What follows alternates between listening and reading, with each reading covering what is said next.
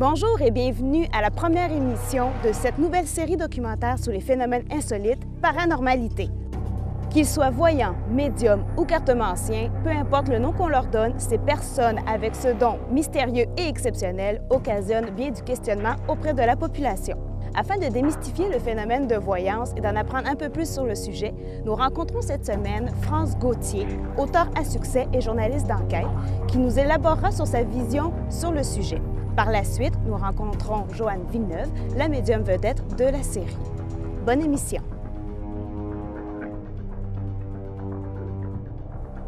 Madame Gauthier, vous avez travaillé quelques années à titre de chroniqueur pour l'émission de télévision Claire Lamarche. En 2002, on vous a proposé de tester les compétences d'une médium qui prétendait pouvoir communiquer avec les morts. Vous avez accepté le défi et c'est ce qui a fait naître votre émission « Et si c'était vrai » qui a été diffusée pendant 1 an à Canal Vie. Dans quelles circonstances vous a-t-on proposé ce défi et pourquoi l'avoir accepté?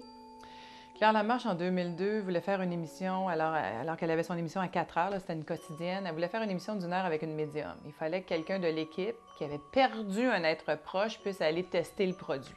Alors, ça a l'air que j'étais toute désignée puisque j'avais perdu mon père quand j'avais 14 ans, puis aussi parce que je suis journaliste d'enquête de formation.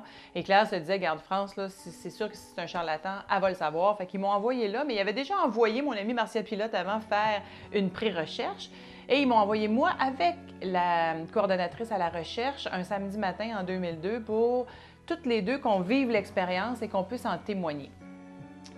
Je m'attendais à rien, ou presque, parce que j'avais très peu d'ouverture par rapport à ces phénomènes-là.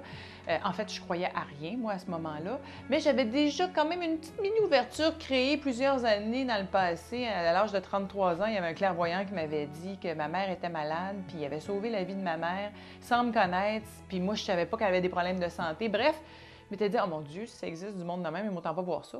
Et j'étais jamais retournée voir un clairvoyant. Mais en plus, je l'avais vu par erreur. Il n'y a pas d'erreur entre guillemets, là. Alors, tout ça, là, pour montrer qu'il n'y a pas de hasard. Il fallait qu'il y ait une petite ouverture, sinon je ne sais pas moi qui serais allée. Et cette femme-là, finalement, qui s'appelle Marjolaine Caron, est devenue une vedette instantanée en passant à Claire Lamarche. Là, tout le monde voulait la voir. Le TVA a tremblé. On a eu à peu près 4000 appels le lendemain. Mais moi, ce que j'ai vécu personnellement, ça a été un réveil. Je l'appelle un réveil de conscience. Il y en a, les gens normaux ont des éveils de conscience. Moi, c'est un réveil parce que je partais de beaucoup plus loin, hein, à moins 20 genre. Fait que ça a vraiment été comme la cloche a sonné, puis je me suis dit, OK, c'est quoi ça? Qu'est-ce qui se passe ici? Alors, cette médium-là communique avec les personnes décédées à travers l'écriture automatique. Et j'ai reçu une lettre de mon père qui était décédé alors que j'avais 14 ans, donc 25 ans auparavant. Puis là, c'était comme, mais si ça, c'est possible, comment ça marche? Alors là, je suis partie dans ma quête de vérité. Je me suis mis à poser des questions, à faire des recherches. J'ai interviewé 200 personnes. J'ai fait une série, oui, si c'était vrai, mais des années plus tard, parce qu'avant ça, il fallait que je lise des centaines de livres puis que je rencontre des centaines de personnes pour comprendre qu'est-ce qui se passe là. Joanne, pouvez-vous nous expliquer quand est-ce que vous êtes rendu compte que vous aviez le don de médiumnité? OK. Nous, c'est mes parents qui se sont rendus compte que j'étais quelqu'un de différent, parce qu'on est 2 chez moi, il y a moi puis ma soeur. Puis, à l'âge de 6 ans, il s'est passé un événement où mes parents ont été témoins. Puis c'est sûr qu'eux autres, ils ont compris qu'il se passait quelque chose, mais j'avais 6 ans, j'étais jeune et tout ça. À l'âge de 8 ans, j'ai prédit la mort de quelqu'un. Puis j'ai vécu avec ça une grosse semaine. Puis à un moment donné, la maman de la petite fille a fait « Non, non, non, ça marche pas, là, c'est pas normal. » Fait que là, elle a appelé la directrice. La directrice a appelé les policiers ils sont venus me chercher à l'école pour me ramener à la maison. Puis eux autres, ils ont pensé au départ que j'étais un enfant qui avait de l'imagination et tout ça. Mais là, mes parents, c'était comme « Non, c'est pas normal, ça fait 2-3 fois ça arrive. » Puis 10 ans plus tard, ce que moi j'avais prédit à l'âge de 8 ans était dans le journal. Donc, ça nous a prouvé à tout le monde que là, il se passait quelque chose de pas normal. Mais tout le long de ma vie, moi, j'ai vécu avec ça. Puis c'est mes parents qui m'ont fait prendre conscience que je voyais des choses que ma soeur ne voyait pas. Je prédisais des choses que d'autres dans la famille ne prédisaient pas. Fait que c'est plus mes parents qui m'ont amené à prendre conscience de mon don de médiumnité. Mon père est capable de prédire des choses. Puis dans la famille, moi, j'ai des parents extraordinaires qui ne m'ont jamais éteinte. Ils m'ont toujours nourri dans ce domaine-là. Il y a eu une période où les soirées de spiritistes étaient super populaires. Puis mes parents, ils ne disaient pas « les enfants, allez vous coucher ». C'était « les enfants, venez-vous-en participer avec nous autres ». Fait que nous autres, c'était comme normal de vivre là-dedans. Là. C'est quand tu rentres dans la société que là, tu te rends compte que tu n'es pas vraiment normal, là. Moi, je te dirais que jusqu'à l'âge à peu près, mettons, 8, 9 ans, 10 ans, je dirais que là, c'était comme pas si pire. Mais là, à un moment donné, j'ai commencé à avoir peur parce que moi, je prenais pas de protocole avec eux, puis moi, je les vois. Fait qu'ils se présentaient dans mon visage sans prévenir, fait que puis ils arrivaient pas d'un coin, ils m'arrivaient direct dans le visage. Puis j'avais beaucoup peur. Fait que j'ai vécu, je te dirais, une grosse peur, un bon de 10, 12 ans jusqu'à 20 ans, j'avais peur. La lumière allumée, la chandelle, je dormais avec la Bible, je dormais avec le chapelet. J'avais beaucoup de peur, puis mes croyances faisaient que, en étant dans la religion catholique, que moi, ça me protégeait. Puis mes parents, ils me laissaient faire. Fait qu'ils disaient, ah, ben si t'es mieux la lumière allumée, donc la lumière allumée. Puis là, à un moment donné, j'ai fait, je veux plus ça dans ma vie du tout. Fait que là, j'ai commencé, j'allais à l'école, puis là, je me suis trouvé un petit emploi. De fil en aiguille, je me suis ramassée à travailler dans une banque nationale, dans une institution financière. Puis, j'ai fait 23 ans dans cette institution financière-là. Donc, le jour, j'étais Madame Tout-le-Monde. Puis, le soir, je prenais quelques rendez-vous. Puis, dans ma famille, bien, on ne faisait que ça. Je dis tout le temps que je crois à rien, moi, dans la vie. Maintenant, j'ai des convictions qui sont basées sur l'expérience. J'ai vécu des expériences et ça a réveillé en moi un certain nombre de convictions. J'ai 3 convictions profondes. La première, c'est qu'on ne meurt pas, donc la conscience humaine survit à la mort, au corps, à la matière. Je crois aussi qu'on se réincarne, c'est-à-dire que je l'ai vécu dans mes cellules à travers des régressions et à travers différents médiums. On m'a répété souvent les mêmes choses, entre autres que mon père s'était réincarné, puis à chaque fois, ça revenait tout le temps dans le même personnage. Je dis, bon, ben OK, maintenant, il doit y avoir des dénominateurs communs où tu te dis, en tout cas, c'est plausible. Puis mon autre certitude, c'est qu'on a le libre arbitre ici, on est des créateurs, on crée notre vie minute par minute. Alors, entre autres, toute forme de prédiction, sauf dans certaines circonstances, sont à prendre très à la légère. Tu sais. Le message le plus important que j'ai à dire, moi, c'est qu'on est tous médiums. On a tous des perceptions, des sensations, on a tous de l'intuition. On est capable de recevoir des formes de messages à travers des signes, à travers toutes sortes de façons. Alors, je fais la même chose quand je rencontre un médium. J'ai quelqu'un assis en face de moi.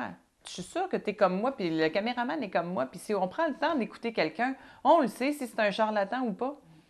Alors, c'est vraiment une question de résonance. Est-ce que ça résonne ce qu'il raconte, cette personne-là? Ce qu'elle raconte, cette personne-là? Si ça ne résonne pas, là, je me lève puis je m'en vais. Ça m'est arrivé pendant mes entrevues, puis ça me coûtait cher, ça, là, parce que moi, je payais mes dépenses quand je faisais mes entrevues pour la semaine. Alors, je me déplaçais, je m'en allais dans le fin fond de la campagne, des fois rencontrer quelqu'un, puis en plein milieu, je me disais, je m'étais fait avoir au téléphone, ça c'est rare, parce que je faisais toujours une pré-entrevue. Je pouvais me lever en plein milieu et dire, non, je m'excuse, pas crédible, puis je m'en vais. Okay. Alors, les gens que j'ai présentés, si c'était vrai, ce sont des gens qui sont authentiques. Est-ce qu'ils disent toujours la vérité? Non, c'est des êtres humains, ils se trompent. Alors, il ne faut jamais prendre un médium pour du cash. Mais ça ne veut pas dire que ce qu'il dit, si ça ne s'avère pas, c'est parce qu'il n'est pas bon.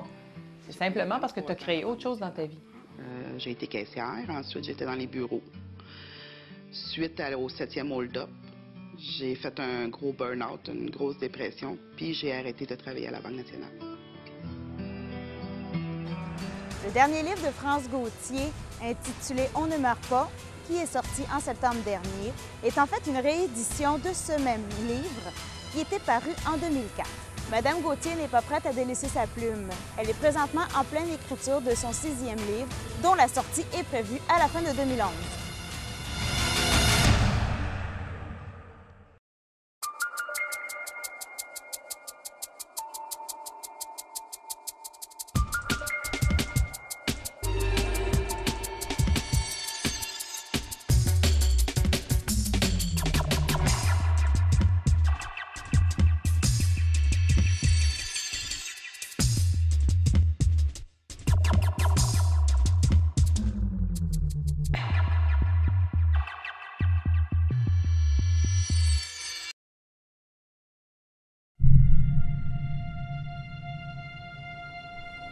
Il y a beaucoup de médiums qui ont refusé. Je veux pas, je veux pas, je veux pas. Puis, à l'âge de 30 ans, à l'âge de 40 ans, ça revient de toute manière. Moi, j'avais une de mes tantes qui me disait, Joanne, si tu fuis, ça va te rattraper, puis tu vas mal vivre avec. Tu es aussi bien de le développer, de te renseigner. C'est comme ça que moi, j'ai commencé à être plus avertie dans le sens que j'ai appris à m'informer, à savoir qu'est-ce que je peux faire, qu'est-ce que je peux pas faire. Au quotidien, comment je vis avec ça?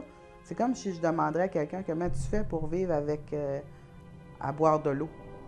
Bien, il dirait c'est naturel boire de l'eau, mais pour moi, c'est naturel voir des entités. C'est la même chose que de prendre un verre d'eau pour moi. Bien, les premières fois, mettons que j'ai pas raconté qui j'étais parce qu'il aurait parti en peur, il n'aurait jamais resté avec moi. Mais là, il vit très bien avec ça, puis lui, il a pris sa retraite, puis on ne fait que ça maintenant. Fait que pour lui, c'est une deuxième carrière, puis pour moi aussi, en étant 23 ans en banque, bien, quand tu lâches la banque, ça devient une deuxième carrière. Maintenant, je fais ça à temps plein.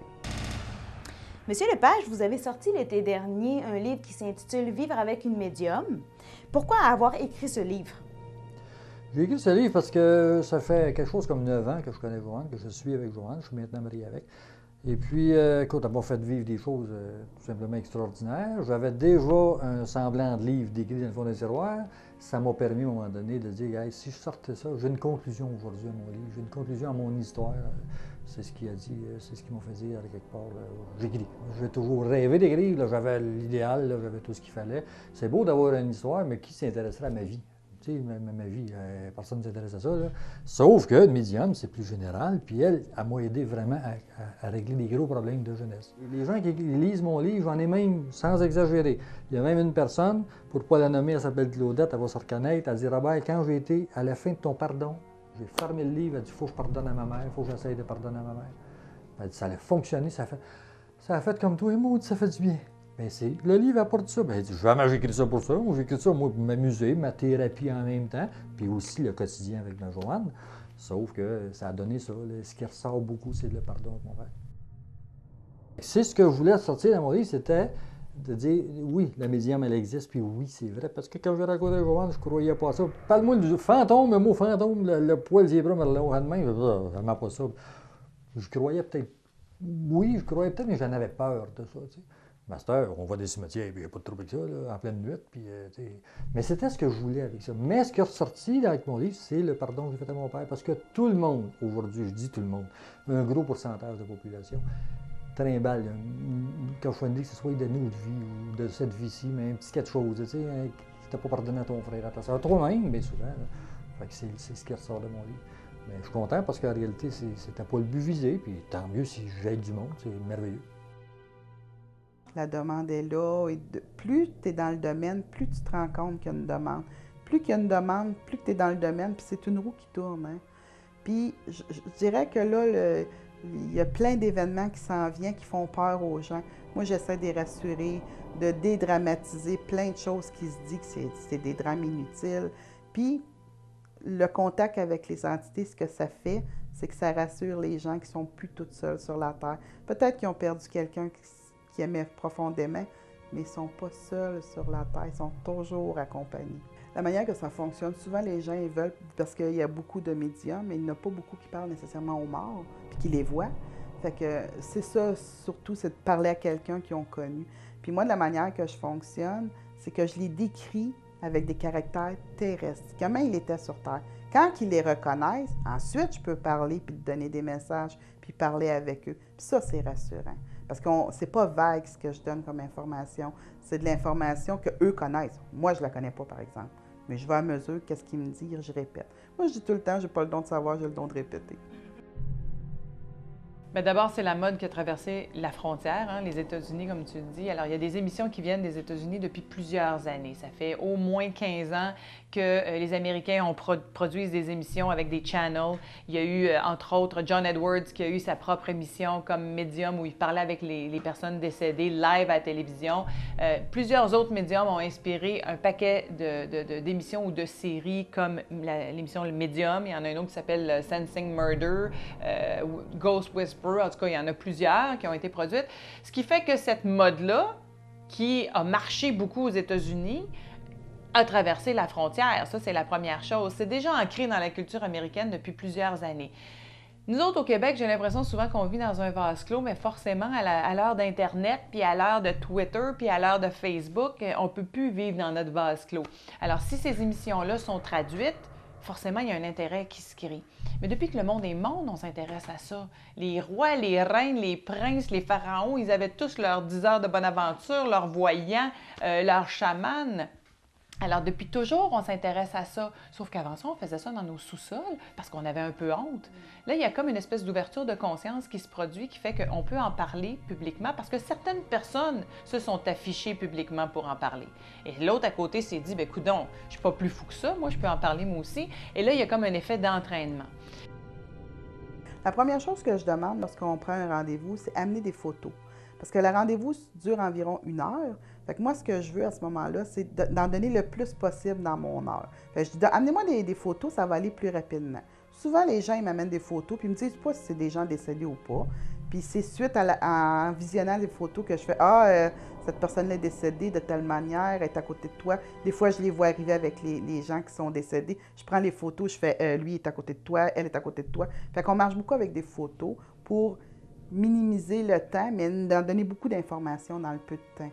Puis c'est comme ça, normalement, que ça se fait, les consultations. OK, bonjour Madeleine. Bonjour Joanne. OK, aujourd'hui, on est ici pour qu'on puisse parler avec quelqu'un qui est parti, Oui. qui est de l'autre bord. Oui.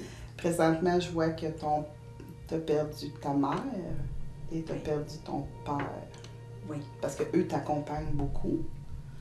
Alors, est-ce que tu as des questions pour... je pourrais te décrire un petit peu comment ton père était dans son vivant. C'est un monsieur qui parlait pas beaucoup. Oui. C'est un monsieur qui... je le vois avec des pantalons gris. Est-ce qu'il portait des pantalons gris? Oui, c'est-à-dire que mon père était tout le temps avec des couleurs très, très effacées. OK. Une énergie, il nous guide. Je donne tout le temps l'exemple. Mettons, un matin, ça fait 20 ans que tu prends le même chemin pour aller travailler. Puis un matin, tu décides de prendre l'autre chemin parce que tu ne sais pas pourquoi. Puis tu apprends qu'il y a eu un gros accident, puis tu aurais pu être impliqué. Moi, je dis c'est le guide. Les gens, l'autre bord, les entités, les énergies, ils vont t'influencer ou vont te guider à prendre un autre chemin. Mais tu es le libre arbitre quand même. Il y a des choses, par exemple, qui est écrit dans le ciel. La date de ta naissance, la date de ton décès, puis des événements bien précis dans ta vie. Le reste, on est toujours libre arbitre. Mais on est influencé et surtout guidé par eux. Ils sont pas toutes les deux dans le même niveau, ton père et ta mère. Ta mère est un petit peu plus évoluée, plus spirituelle que ton père était sur Terre. Oui. Parce que ta mère avait des croyances. Elle avait des croyances très fortes. OK, parce qu'elle est plus évoluée que ton père. Mais ils sont dans des milieux où c'est plus... c'est de l'amour, puis c'est plus du respect, puis ils donnent au suivant qu'est-ce que dans la vie de terrestre ils auraient pu faire. Bien là, ils le refont, mais d'une autre façon. Puis c'est sûr que chez toi, tu dois les ressentir. Je dirais la maman plus le soir, puis je dirais ton papa plus comme au niveau d'un sous-sol ou d'une cave. Y a-tu des bruits des fois qui se passent sans que tu saches d'où ça vient? Parce que j'ai l'impression qu'ils travaillent. Oui, parce que j'ai une vieille maison. Ah, OK. Des fois, j'entends des fois certains bruits. Je peux, mais... Parce qu'ils viennent me dire qu'ils travaillent dans la boue. T'as-tu un sous-sol? Oui. Oui. S'il y a bien une médium qui est connue à travers le monde depuis quelques années, c'est Lisa Williams. Avec son émission Lisa Williams, Dialogue avec les morts, elle a su éveiller la curiosité des gens sur ce qu'est le phénomène de la voyance et sur ce que le don de médiumnité permettait d'accomplir. Son émission est diffusée entre autres sur 3 chaînes au Royaume-Uni, une en France et à Canal Vie au Québec. Lisa Williams est originaire d'Angleterre. Elle a découvert qu'elle avait le don de communiquer avec les morts alors qu'elle était petite. Elle a été découverte par un producteur américain alors qu'elle était en vacances aux États-Unis.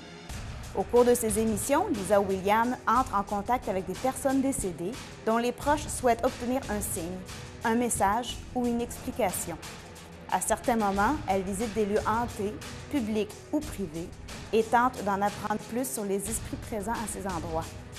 Elle fait aussi régulièrement des tournées de spectacles au cours desquelles elle donne de brèves consultations médiumniques aux gens de l'assistance. Ces tournées l'amènent bien entendu aux États-Unis, mais aussi au Canada, en Ukraine et en Australie. Le site Internet de Lisa Williams ne signale aucun spectacle au Québec pour les mois à venir.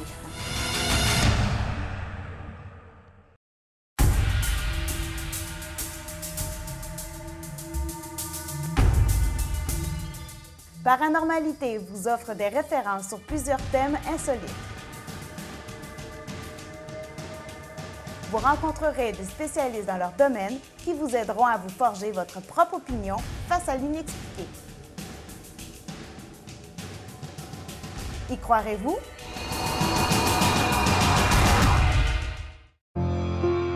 Écoute, pour moi, là, c'est simplement un phénomène tout à fait naturel. Là. Je suis une communicatrice, alors j'avais quelque chose à dire. Je suis pas une écrivaine. Je dis toujours aux gens, il y a une grosse différence entre les écrivains et les auteurs. Les écrivains, c'est des gens qui en font un métier, qui ont la passion d'écrire, qui peuvent s'asseoir à l'ordinateur 14 heures par jour. C'est pas mon cas. Je déteste ça. C'est souffrant pour moi, écrire. Mais j'ai quelque chose à dire, donc que je le fasse à la télé, que je le fasse à la radio, que je le fasse dans un magazine ou que je le fasse dans un livre. L'important, c'est d'avoir un médium. C'est intéressant que le mot « médium », ici, est utilisé pour média et non pour communiquer avec l'invisible. C'est toute la même affaire, c'est cute. Alors tout ça pour dire que peu importe le médium, ce qui m'intéresse, moi, c'est communiquer. Je suis une vulgarisatrice.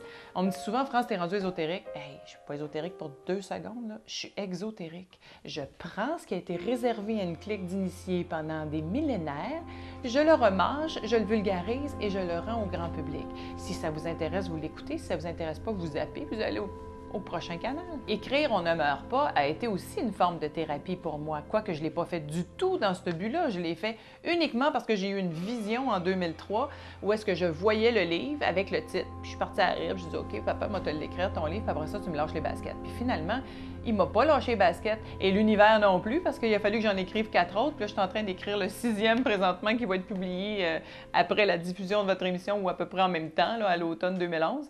Fait que ça n'arrêtera pas tant et aussi longtemps que je vais avoir quelque chose à dire. Puis je peux te dire que le terrain de jeu, il est grand, là, c'est l'univers. Fait que j'ai pas fini de m'amuser. Moi, je vais te répondre tant que je vais être en santé pour le faire. Parce que reste qu'on est terrestre et on est mortel. Les gens qui pensent qu'on est... L'âme est immortelle, mais notre corps est mortel. Fait que tant que moi, je vais avoir la santé, que la demande va être là, puis que je vais rendre des gens heureux, moi, je vais faire ce métier-là. C'est votre mission, de rendre les gens heureux? C'est une mission, je dirais plus, c'est un élan de vie. Là. Je suis là-dedans pour en ce moment. Là. C'est comme ça, moi, je le vois. Il y a mon fils. Il n'est pas là, malheureusement, aujourd'hui. Mais mon fils, ce serait une personne à qui je pourrais remettre le flambeau, comme on dit. Mais une fois décédé, j'aiderai bien tous ceux qui voudront avoir de mon aide. Encore en haut? Encore en haut. Ben, merci beaucoup, Joanne. Ça fait plaisir.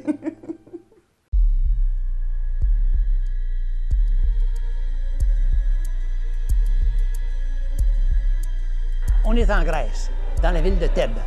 Le roi veut avoir un enfant, mais avant d'avoir cet enfant-là, il demande à un prophète, à un oracle, quel est l'avenir de cet enfant-là? Quel est l'avenir du royaume? L'oracle répond, cet enfant-là tuera son père et couchera avec sa mère. Le roi est épouvanté d'apprendre ça.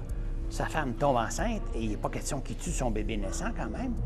Il le perce les pieds, va le porter dans une montagne très élevée pour ne plus qu'il le rencontre jamais. Un berger rencontre l'enfant, trouve l'enfant, le confie à un voyageur. Le voyageur s'en va dans le royaume de Corinthe et il est élevé là.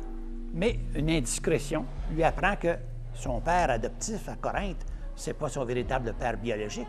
Donc, il se dépêche d'aller voir un prophète pour connaître l'origine, quel est son véritable parent biologique, au moment même où le roi de Thèbes passe. Parce que, à cette époque-là, il y a une bête monstrueuse qui attaque tous les gens qui passent par Thèbes.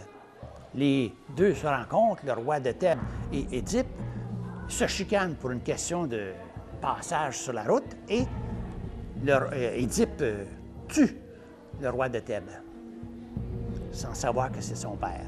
Mais la première partie de la prophétie se réalise.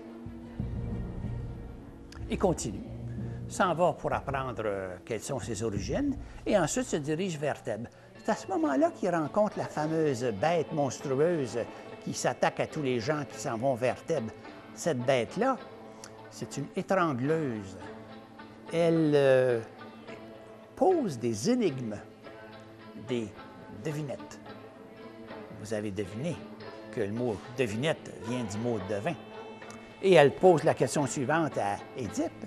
Quel est l'animal qui, le matin, a 4 pattes, le midi en a 2 et le soir, on a 3. Et qui, quand il utilise le moins de pattes, marche le plus vite? Édipe répond, c'est l'homme, parce qu'au matin de sa vie, il marche à 4 pattes, au milieu de sa vie, il marche sur ses 2 pattes, et au soir de sa vie, il marche avec une canne. Alors, le sphinx, quand il apprend ça, il monte sur une falaise et se jette en bas de la falaise. Édipe arrive à Thèbes, il est acclamé comme un roi. Il a sauvé la ville. On lui donne le poste de roi et il s'installe comme roi. Et en prime, si on veut, ben, il y a la reine. Alors, il va coucher avec la reine et la deuxième partie de la prophétie se réalise. Il aura tué son père et il aura couché avec sa mère. Ils auront 4 enfants et vivront heureux pendant plusieurs années, jusqu'à temps que la reine apprenne l'horrible situation qui s'est produite quand il a tué son père. Elle ira se pendre dans sa chambre et Édipe lui-même, quand il verra ça, se percera les yeux. Et on lui donnera la permission d'aller mourir dans une montagne très, très éloignée de Thèbes. C'est une histoire terrible de voyance. Chers téléspectateurs, j'espère que les rencontres d'aujourd'hui vont vous aider à vous faire une meilleure idée sur ce qu'est le don de voyance. Si toutefois vous restez avec des interrogations et souhaitez avoir des réponses à celles-ci, vous pouvez consulter notre site Internet de Paranormalité où vous trouverez toutes les coordonnées des intervenants qui ont participé à l'émission de cette semaine. En attendant de vous revoir la semaine prochaine, je vous souhaite une bonne fin de journée. Au revoir. Ici, il y a des vibrations. Moi, quand je vais dans les chambres des garçons, surtout, je sens qu'on me touche, qu'on me pèse sur les épaules. J'ai une présence ici, on peut juste vous manifester, soit en parlant dans le micro, ou soit en faisant bouger les lumières. Ah, tu vois tout ce bureau-là ici? À moitié.